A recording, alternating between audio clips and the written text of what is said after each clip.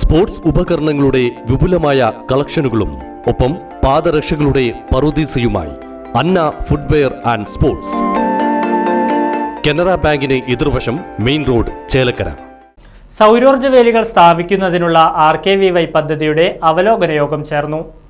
Chelakkara rest ഹൗസിൽ ചേർന്ന യോഗത്തിന് ആലത്തൂർ MP K രാധാകൃഷ്ണൻ നേതൃത്വം നൽകി. കാർഷിക മേഖലയിലെ മനുഷ്യ വന്യജീവി സംഘർഷം തടയുന്നതിനായി സൗരോർജ്ജ വേലികൾ സ്ഥാപിക്കുന്നതിനുള്ള രാഷ്ട്രീയ കൃഷി വികാസ് യോജന പദ്ധതി പ്രകാരം പഴയന്നൂർ, ചേലക്കര പഞ്ചായത്തുകളിൽ നടപ്പിലാക്കുന്ന പദ്ധതിയുടെ അവലോകന യോഗം ആലത്തൂർ MP K രാധാകൃഷ്ണന്റെ നേതൃത്വത്തിൽ നടന്നു. വെറുതെ ഫെൻസിംഗ് നടത്തി എന്ന് പറഞ്ഞിട്ട് കാര്യമില്ല.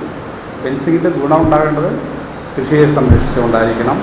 മനുഷ്യൻ്റെ ജീവനും സ്വത്തിനൊക്കെ തന്നെ പരിഹാരം ഉണ്ടാക്കാൻ കഴിയുന്ന ഒരു പദ്ധതിയായിട്ട് ഫോറസ്റ്റും കൃഷി വകുപ്പുമാണ് സംയുക്തമായിട്ടും ചെയ്യുന്നെങ്കിൽ പോലും ലോക്കൽ ബോഡീസിന് നല്ല സഹകരണം ഉണ്ടാകും. ലോക്കൽ ബോഡീസിനെയും കൂടി ഇതിൽ പങ്കാളികളാക്കും. ആ രീതിയിൽ നമുക്ക് ഈ പദ്ധതി വിജയിപ്പിക്കാൻ കഴിയുമെന്നാണ് ആമുഖമായിട്ട് എനിക്ക് പറയാനുള്ളത്. 2 പഞ്ചായത്തുകളിലുമായി 29.55 കിലോമീറ്റർ ദൂരം സൗരോർജ്ജ വേലി സ്ഥാപിക്കുന്നതിന് 71.25 ലക്ഷം രൂപയാണ് വകയിരുത്തിയിട്ടുള്ളത്. പഴയന്നൂർ പഞ്ചായത്തിലെ തിരുമണി മുതൽ ചേലക്കര പഞ്ചായത്തിലെ മണ്ണാത്തിപ്പാറ വരെയുള്ള സ്ഥലത്താണ് പദ്ധതി നടപ്പിലാക്കുന്നത്. ഈ പദ്ധതി വിജയകരമായി നടപ്പിലാക്കുന്നതിന്റെ ഭാഗമായി വാർഡ് തലത്തിൽ ഗുണഭോക്തൃ സമിതികൾ രൂപീകരിച്ച് പരമാവധി പൊതുജന പങ്കാളിത്തം ഉറപ്പാക്കണമെന്ന് MP K രാധാകൃഷ്ണൻ യോഗത്തിൽ അഭിപ്രായപ്പെട്ടു. അപ്പോൾ ഓഗസ്റ്റ് 17 മുൻപായിട്ട് നമ്മുടെ പദ്ധതി സ്റ്റാർട്ട് ചെയ്യാൻ വേണ്ടിയിട്ടുള്ള ഒരു ഇടപെടൽ നടത്താം. 2 കിലോമീറ്ററിനുള്ളിൽ ഒരു കമ്മിറ്റി വരിക എന്നുള്ളതായിരിക്കും ഏറ്റവും പ്രായോഗികം. 14 കമ്മിറ്റിയെങ്കിലും വേണ്ടിവരും. പഞ്ചായത്ത് മെമ്പർമാർ ഉണ്ട്, അവരതിൽ പങ്കെടുക്കണം. അവരെ ആണിക്കണം അതിൻ്റെ കൺവീനറോ ചെയർമാനോ ഒരു ഇതായിട്ട് വേണ്ടത്. പിന്നെ അവിടുത്തെ കർഷകർ, താല്പര്യമുള്ള മറ്റ് പ്രവർത്തകരുണ്ടല്ലോ, അപ്പോൾ അവരെയും കൂടി കൂട്ടിച്ചേർത്തൊരു കമ്മിറ്റികൾ ഓരോ സ്ഥലത്തുണ്ടാകും. ഒരു പഞ്ചായത്തിൽ ഇപ്പോൾ പഴയന്നൂർ ചേലക്കര പഞ്ചായത്താണല്ലോ. പഴയന്നൂർ പഞ്ചായത്ത് തിരുമണി തൊട്ട് ഇവിടെ വരുന്ന കാളിയറോഡ് വരെ എത്ര കിലോമീറ്റർ വരും, അതിൽ എത്ര വാർഡ് വരും, അപ്പോൾ അതിൽ എത്ര കമ്മിറ്റി വരും. കാളിയറോഡ് തൊട്ട് ഇവിടെ തൊണ്ണൂർക്കര വരെ എത്ര കിലോമീറ്റർ, അതിൽ ഏതൊക്കെ വാർഡ് വരും, എത്ര കമ്മിറ്റികൾ വേണ്ടി വരും. അപ്പോൾ ആ കമ്മിറ്റികളുടെ ഒരു ലിസ്റ്റ് നമ്മൾ തയ്യാറാക്കണം. പഞ്ചായത്ത് ലെവലിൽ നിങ്ങൾ 1 മാസമോ 2 മാസമോ കൂടുമ്പോൾ ഒന്നും കൂടി ഇവരെ വിളിച്ച് ഒരു മോണിറ്ററിംഗ് നടത്തുന്നതല്ല പഞ്ചായത്ത് ലെവലിൽ. പിന്നെ ഇതിൽ കുറച്ച് പേർക്ക് പരിശീലനം കൊടുക്കാമെന്ന് പറഞ്ഞല്ലോ.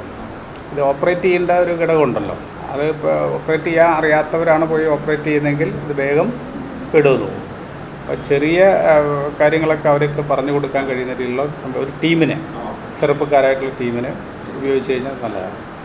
പഞ്ചായത്തുകളുടെ നേതൃത്വത്തിൽ കൃഷി, വനം വകുപ്പ്, KSEB, അനർട്ട്, തൊഴിലുറപ്പ് പദ്ധതി എന്നിവ ഏകോപിപ്പിച്ചായിരിക്കും പദ്ധതികൾ നടപ്പിലാക്കേണ്ടതെന്നും യോഗം നിർദ്ദേശിച്ചു. നമ്മുടെ കഴിഞ്ഞ ഒരു 3-4 വർഷത്തിനുള്ളിലാണ് ആന ഈ ഭാഗത്തേക്ക് വരികയും ആ സമയത്ത് തന്നെ ബഹുമാനപ്പെട്ട അന്ന് മിനിസ്റ്ററായിരുന്ന സാധനത്വം യോഗങ്ങൾ നിരവധി തവണ വിളിക്കുകയും ഇതിനുള്ള ഒരു നിരന്തരമായ ഒരു പദ്ധതി തയ്യാറാക്കണമെന്ന് പറഞ്ഞതിൻ്റെ അടിസ്ഥാനത്തിൽ നമ്മൾ ഫോറസ്റ്റ് ഡിപ്പാർട്ട്മെൻറ്റിൻ്റെതായ കുറേയേറെ പദ്ധതികൾ തയ്യാറാക്കുകയും നമ്മുടെ APOയിലൊക്കെ നമ്മൾ എല്ലാ വർഷവും കൊടുക്കുകയും അങ്ങനെ തയ്യാറാക്കി വെച്ച ഒരു സാധനം ഒരു ദിവസം കൃഷി വകുപ്പ് ചോദിച്ചപ്പോൾ ഞാൻ അങ്ങനെ തന്നെ എടുത്തു കൊടുക്കുകയായിരുന്നു. അപ്പോൾ നമ്മുടെ തിരുമണി മുതൽ ഈ തൊണ്ണൂർക്കര വരെയുള്ള നമ്മുടെ ആ ഏരിയ അതാണ് സ്റ്റേഷൻ്റെ പരിധിയിൽ വരുന്നത്. അപ്പോൾ നമ്മളിതിപ്പോൾ കിട്ടുമെന്നുള്ള സാധാരണ ഒരു പ്രോജക്റ്റ് പോലെ ഉള്ള ഒരു പ്രോജക്റ്റ് എന്നുള്ള രീതിയിൽ ആണ് ഈ ഡീറ്റെയിൽസ് കൊടുക്കുന്നത്.